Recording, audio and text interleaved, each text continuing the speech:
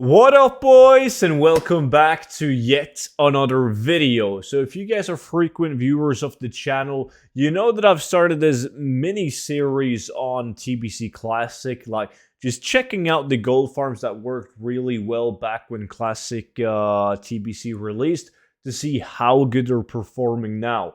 And I'm doing all of this obviously because I want to prepare as well as possible for Wrath of the Lich King Classic. So with that being said, I do want to mention that all of the farms in this series is of course already included in the complete gold guide for Classic TBC. So if you already bought that book back in the days, make sure to take a look through the book. If you haven't bought it, it's 50% off using code TBC.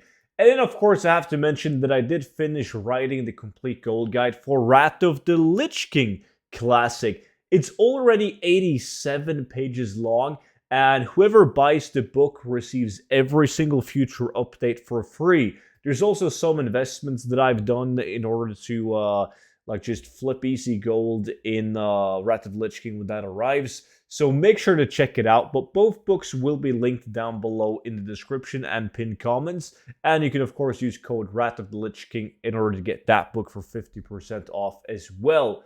Now, today's farm is one of the farms that made me the most amount of gold, the highest gold per hour back when TBC Classic released.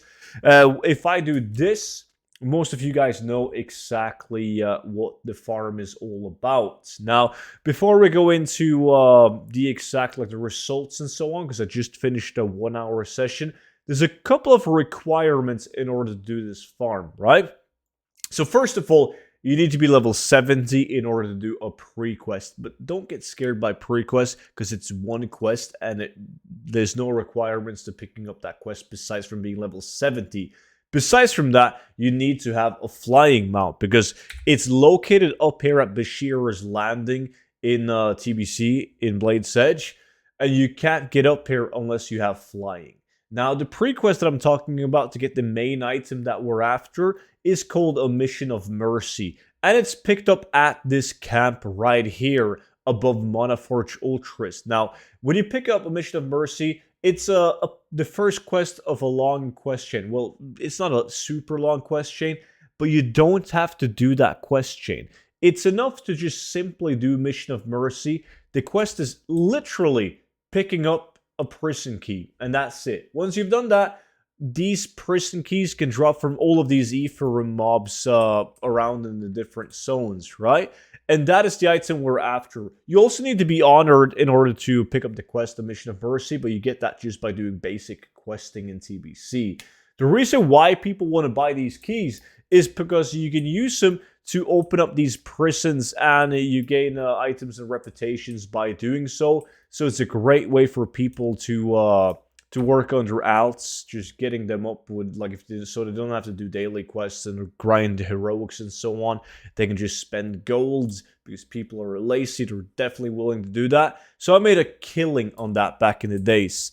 So all of these guys, the Bashir mobs, the different ones can drop the prison key. These ghost-looking guys, the unbound ethereal mobs, can also drop the keys. However, these face worms, they can't drop the keys, but they can drop primal mana or motive mana. So can these guys, the unbound ethereal mob. So, moral of the story, you want to kill every single mob in this area because they can all drop something of value. Right? And by the way, if you guys are interested in content like this and you want to see Wrath of the Lich King videos, make sure you subscribe to my video and you guys will be notified whenever I upload a video. And there's a lot of times where you want to jump on something quickly before everyone else jumps on it. So it's super handy to be subscribed so you get notified whenever I upload a video. Now, in a 1-hour session, and the results, they vary a ton because when I first did this farm, I did it on my live stream on Twitch TV for 3 hours in a row, and I got 11 prison keys followed by 8 prison keys, and then the third hour was also 8 prison keys. And then there was a lot of interest in this farm, so I decided to do a 5-hour farming session of it and then make a video about what I received after farming for 5 hours.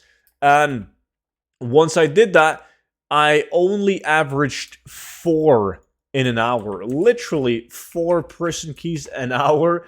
So it is massive RNG. It's not uncommon to get to do an hour and you don't get a single one. And the next hour you get like 8, and then you get like 2 of them. And the numbers are all over the place because it's TBC, it's classic. You're not killing as many mobs as you do in retail, and it's just massive RNG.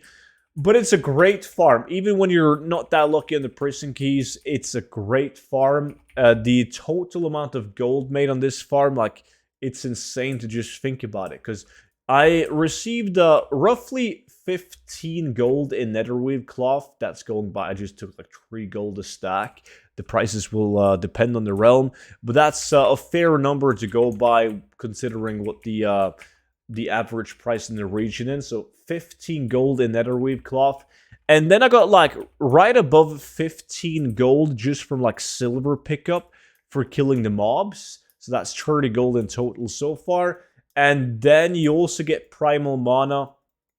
And I got 5.8 primals, which is like roughly 90 gold in value of those 5.8 primals. So not bad at all. And on top of that, I got 1 healing pot and 1 mana pot. Is like 3 gold. Obviously, nothing to brag about, but it's something. Everything counts when you're doing this. So worth mentioning, definitely. Besides from that, we have the keys, right? The keys, you got to check your realm. They really depend in price depending on what realm you play on. So I got 8 of these. On my realm, that is 100 gold average. We're looking at like 120 gold if we're going to be realistic on those. So that's another 120 gold. Vendoring the green items, I got 4 green items, and also the elemental fragments and the gray armor and weapons. We're looking at 31 golds. So in total, that would be 274 gold in 1 hour of farming. That is pretty damn good. If I could average these numbers, 4 hours, and I got enough gold to buy cold weather flying in Wrath of the Lich King. So pretty damn solid farm if you ask me. Now, I'm super excited to keep on doing the farms that I did in Classic TBC and see just exactly how good the farms are right now with the current state of the game. But it's super cool to see that there's so many people coming back to Classic TBC to prepare themselves for Wrath of the Lich King. So there's a lot of gold farms that are contested, and there's also like a lot of activity on the auction house. Like, shit actually sells. Like, just when I recorded this video, I sold some primal mana right here. But like, yeah, stuff just moves. And I didn't even play on one of the most populated realms on EU.